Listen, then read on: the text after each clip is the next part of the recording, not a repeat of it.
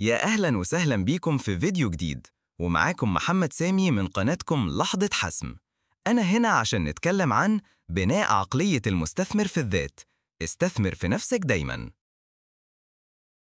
تخيل معايا كده، لو معاك مبلغ من الفلوس وعايز تستثمره.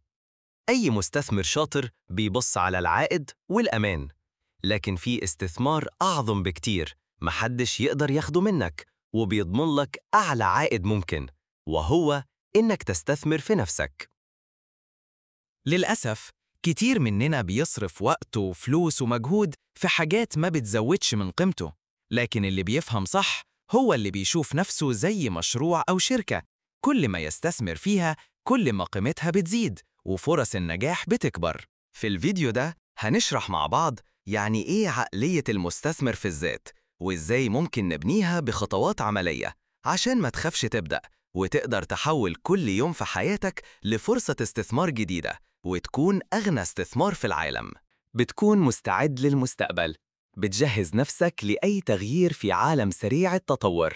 بتفتح لنفسك فرص جديدة، بتتعرف على ناس جديدة وتكتشف مجالات ما بتتخيلهاش. سعادة ورضا على المدى الطويل، بتجيب إحساس بالرضا والإنجاز، وده أهم من أي حاجة. إزاي تبني عقلية المستثمر في الذات؟ استثمر وقتك في المعرفة.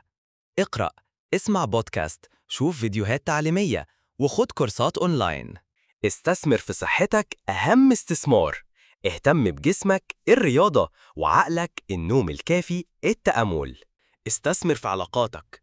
اتعلم ازاي تتواصل بفعالية وابني شبكة علاقات قوية. الخلاصة، أنت أفضل مشروع ممكن تستثمر فيه. بناء عقلية المستثمر في الذات معناه إنك تغير طريقة تفكيرك، تشوف وقتك وصحتك وعلاقاتك كأصول ليها قيمة، وقيمتك بتزيد بشكل لا يمكن تتخيله. ده استثمار طويل الأمد ومكسبه مضمون ومستمر طول العمر.